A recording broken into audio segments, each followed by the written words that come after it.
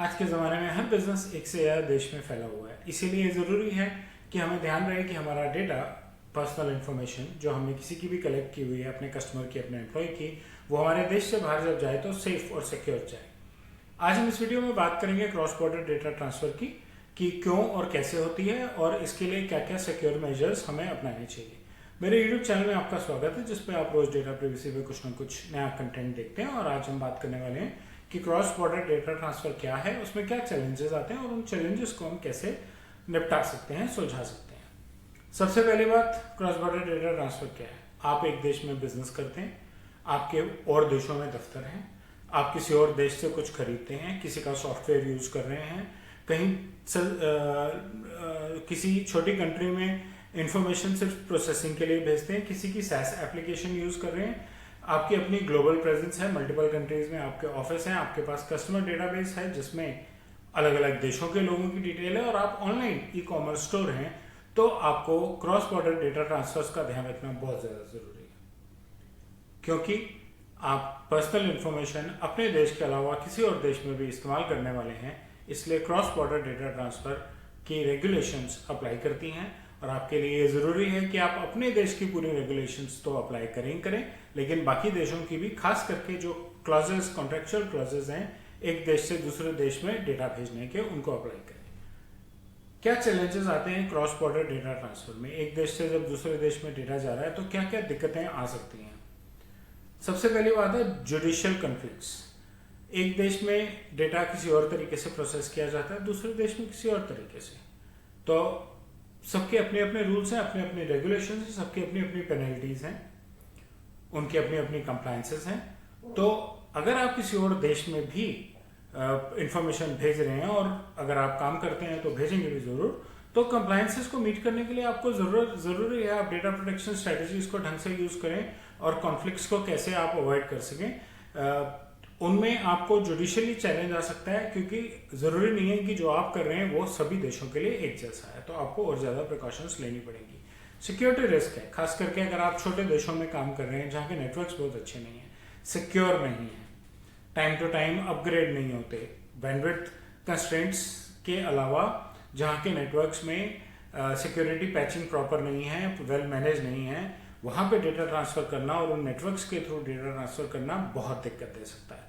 तो एक बहुत बड़ा सिक्योरिटी रिस्क है कि आप पुअर और नॉन सिक्योर नेटवर्क्स के थ्रू डेटा ट्रांसफर कर रहे हैं। और जैसे ही कंप्लायंस की बात आती है, वैसे ही लीगल रूल्स की बात आती है।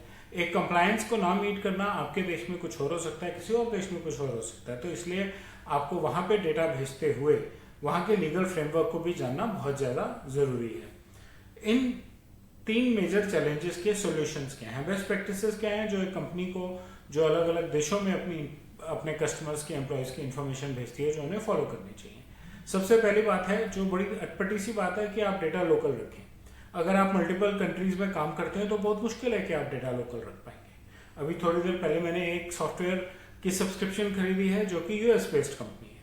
मैं यहाँ से वो सॉफ्टवेयर यूज कर रहा हूँ, उस कंपनी के पास मेरा नाम, मेरा पता, मेरा बिलिंग एड्रेस, मेरा जीएसटी नंबर और मेरा क्रेडिट कार्ड डिटेल सब चले गए। तो ये कैसे हो सकता है कि अगर आप एक देश में काम कर रहे हैं तो आप उसी देश में काम करेंगे आज के ज़माने में, और दूसरे देश में काम नहीं करेंगे। बहुत चांसेस हैं। बहुत सारी कंपनीज आईटी के अलावा भी ऐसी हैं जो आईटी की कोई ना कोई सर्विस यूज़ करके दूसरे देशों में काम करती है। तो इसलिए ये कहना थोड़ा सा मुश्किल है कि अपना डेटा लोकल रखिए, कहीं ना कहीं प्रोसेसिंग के लिए वो दूसरे देश में जाएगा ही जाएगा। आपको जीडीपीआर की गाइडलाइंस में दो इम्पॉर्टेंट पॉइंट्स हैं, स्टैंडर्ड कॉन्ट्रेक्चुअल क्लॉजेस और binding corporate rules. Standard contractual clauses काम करते हैं जब दो देशों के बीच में डेटा ट्रांसफर होता है। जीडीपीआर के हिसाब से जब आप यूरोपियन लोगों का डेटा यूरोप से बाहर किसी और देश में भेजते हैं, तो स्टैंडर्ड कॉन्ट्रेक्चुअल क्लॉजेस में कुछ पैरामीटर्स हैं जो फॉलो करने चाहिए, वो एक अच्छी बेस्ट प्रैक्टिसेस बन सकती हैं। और बाइंडिंग कॉर्पोरेट रूल्स बनाए गए हैं कॉर्पोरेट कंपनीज के लिए, मल्टीनेशनल्स के लिए, कि अगर वो अपने एम्प्लॉयज़ की इंफॉर्मेशन या इवन अपने कस्टमर्स की इंफॉर्मेशन एक देश से दूसरे देश में, हालांकि अपने दफ्तर के अंदर ही, मतलब अपने एक देश के दफ्तर से अपने दूसरे देश के दफ्तर में भेजते हैं प्रोसेसिंग के लिए, तो भी उन्हें कुछ बेसिक गाइडलाइंस फॉलो करना जरूरी है, जिनको हम बीसीआर या बाइंडिंग कॉर्पोरेट रूल्स कहते हैं। और आगे चल के हम इन दोनों की कुछ डिटेल्स भी बनाएंगे, कुछ वीडियोस हम इनकी डिटेल्स पे भी बनाएंगे। लेकिन ये दोनों इम्प्लीमेंट करना एक अच्छी प्रैक्टिस है। डेटा सिक्योरिटी, जब प्रिवेसी की बात हो रही है तो डेटा सिक्योरिटी इंपॉर्टेंट है। डेटा जब आपके नेटवर्क से जा रहा है, दूसरे नेटवर्क पे जा रहा है, कहीं और स्टोर हो रहा है, आपको एन्क्रिप्शन और एनोनिमाइजेशन जरूर करनी चाहिए।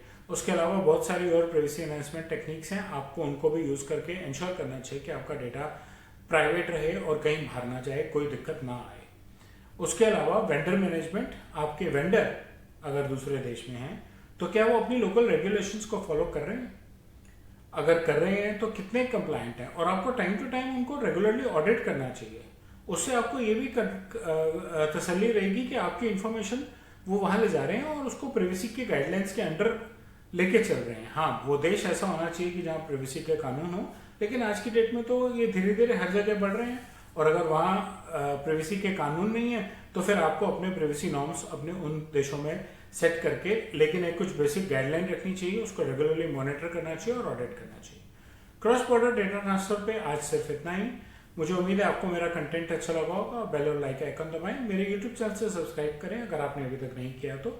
अपना फीडबैक कमेंट सेक्शन में शेयर करें, और आगे चल के देखें कि हम और क्रॉस बॉर्डर डेटा ट्रांसफर पे क्या वीडियो बनाने वाले हैं। धन्यवाद।